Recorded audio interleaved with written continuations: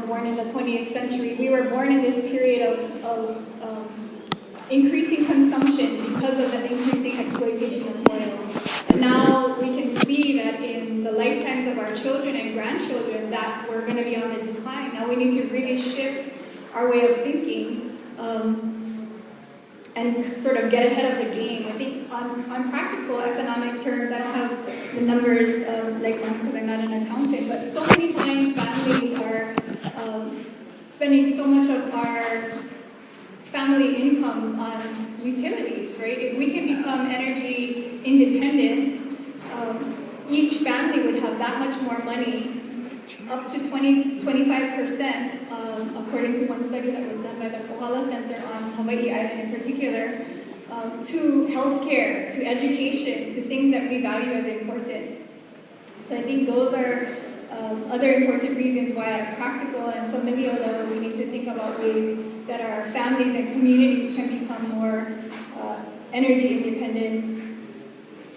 We, Auntie Terry and myself and Haley and some other folks in the audience, Andre, Iman, we all work with an organization called Movement for Aloha no Ka'aina, MANA for short. So we support Hawaiian independence, and we also try to think about all of these various social and ecological issues that surround the legal and political state of our, fighting for our independence and the expression of our independence. That, like Manu said, economic independence is going to make our political independence that much more meaningful. And I think about the words of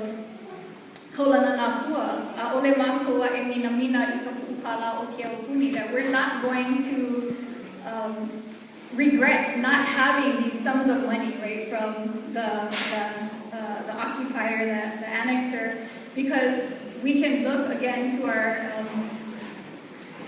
our own technologies and the traditions of our kupuna. When they talk about the pohaku, the stones as the aikamaha'o of our aina, it's really literally because our kupuna were able to make food for 1 million people with stone and water, in the creation of our awai, our lo'i, our lokoi'a. And with that kind of genius, as Manu said, we're ready. We're ready. So.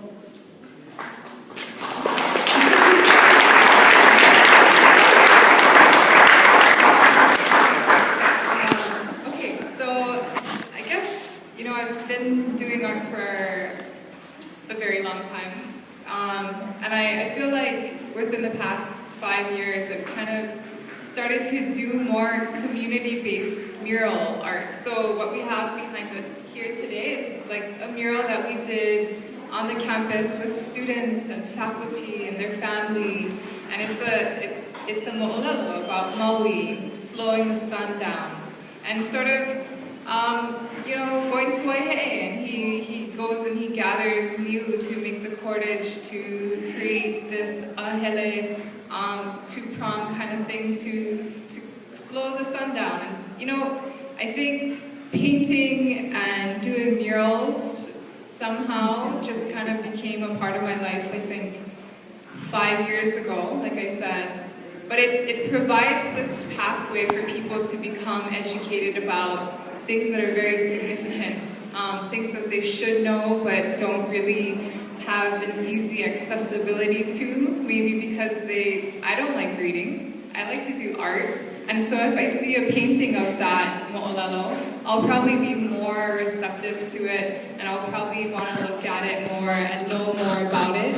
So kind of doing murals with community people. I've done murals, to reclaim spaces in highly urbanized parts of Oahu. So going into Kapolei, it's supposedly the next city of the island of Oahu, and it's a place where there's a lot of military people living. It's a place where there's a lot of people coming in and moving in. It's also a place where the newest Hawaiian homes,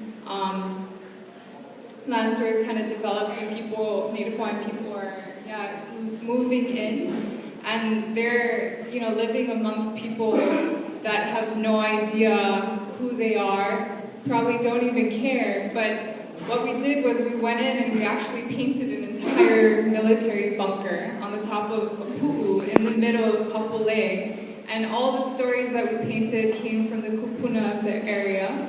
And we painted them very massively, painted the entire structure basically, so 120 feet long by about 8 to 10 feet high.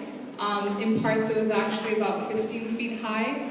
And I would say about 400 people came to help and paint. 400 people, I would say 75% of them were from within Kapolei, had just recently moved there, native and non-native Hawaiian, people outside of the community, people that just kind of heard about it, but they came because they were interested in learning about the significances of Kapolei and why that place was important prior to the development of it and the recent income and influx of foreign people who didn't really care about them, and so it was very empowering for them to use art as a tool to say, hey, we're here, we exist, and this is who we are through art. And it's still there, so if you ever go to Kapolei Regional Park, it's there, it's in the middle of their central park, and a lot of people go there and play soccer and have sports activities with their families, and some of them actually play the sports and they'll go and take their entire family when they're there to tell them about their experiences and what they learned. And then I've done other murals. I've done murals at Ma'o Organic Farms, with the community there along the same lines, taking art, taking what they're saying, turning it into a visual narrative of what they're experiencing now or what they hope for the future, and then putting it out there in the community, hanging it high, being very proud of who they are and exhibiting it through art. I just recently did the one on the university's campus because I thought that the university was kind of lacking consciousness about the Mauna Kea telescopes being built on a different island. So I was actually kind of I was pulling some of the political issues that were somehow distant but super relevant within that space, because that's where the university people, the people from the university come from, and they go to BLNR and they ask for leases and stuff like that to build ridiculously large telescopes that we really don't need. So yeah, I did a mural there, and a lot of people came. On the first day, we probably had 80 people painting with us, and they're very anti, telescopes, and it was connected to a deeper meaning because the art itself, had a story to it. We're connected to this island because of Papua. And so my plan, I came here today and I was really excited. I was invited to come and paint, to present, and then I really wanted to do a mural here. It's the first one I've actually done on Maui, in a public space. I had the privilege of painting Auntie Pua. She's actually sitting right here. She walked in and I was like, oh my god, I know her. I just painted her son's wall in the first home. They just bought a brand new home, native Hawaiian, young. I think they're actually the same age as me, 27.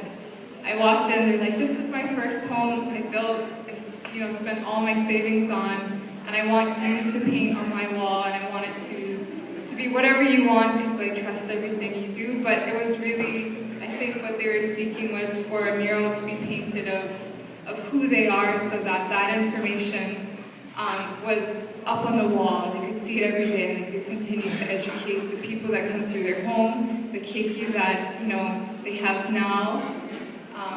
And it was a very beautiful experience.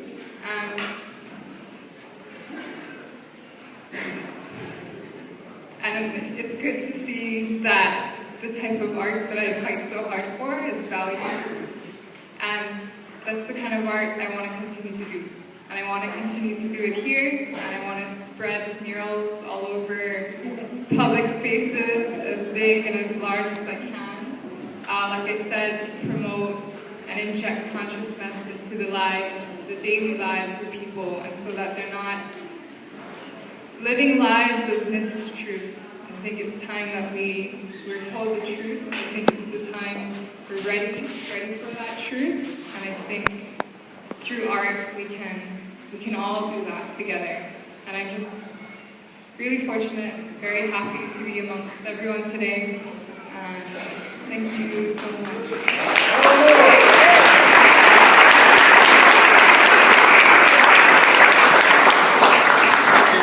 We have a couple of minutes, so I want to ask the audience if they have, maybe we can take a couple of questions and have our panelists answer some of those questions. And I see Terry moving, so Terry, what do you want to say? No, I just want to say that some of our work, we built a brochure and we explain some of the impacts of military in our environment and so what our rights are. So if any of you are interested, please come and see me and I'll give you one, okay? Okay, so we have time for a couple of questions, so just maybe we can stand up and Kyopi has the mic, so he's the boss. This is for Hello, my name is Charles Kilholm. A question for you on the concept of the peak oil. It seems like that was, I thought that was debunked a while back because of the natural gas. That's they got plenty of energy now that they're exporting now natural gas. They're building the ports to export natural gas as opposed to importing. So I thought that stuff was debunked a while back. Your thoughts? So the concept of peak oil relates specifically to oil. In Hawaii, we're approximately 90% dependent upon oil. So in contrast, if we were to think of Hawaii in comparison with the various states of the United States, we're the most dependent upon oil. In the last 30 years, there have been very, very minimal gains in our transition off of oil. So here, we're incredibly dependent specifically upon oil. There's still quite a lot of debate about, what the capacities of natural gas and or oil, things like tar, where there's shale fracking that's going on to be getting different kinds of fossil fuels.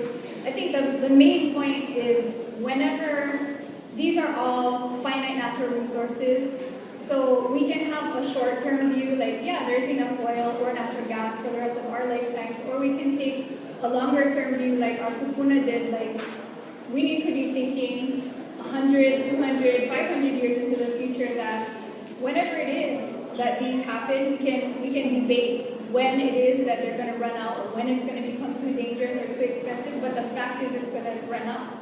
And we need to, if we're thinking of in the long term about the health of our lahui, shift and transition the way that we live our lives, because we are so dependent here, and again, talking specifically here in Hawaii, so that's just to answer that question. If I can just kind of also add one thing that I mentioned MANA because I wanted to tell you all that MANA is participating along with Uncle Walter Riddy and a coalition of various organizations that are challenging this hold of corporate power on decision-making in Hawaii. On January 29th, we're gathering at the Capitol for a People Nonprofits rally.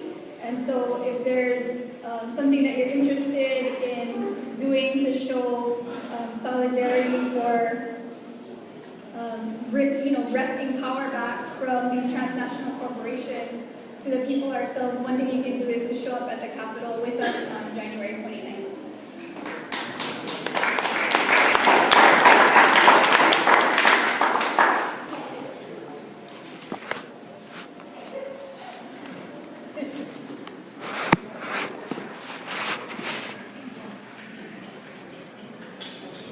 Aloha, Glenn Kinihiko. My question is to the Kumone and just got two copies.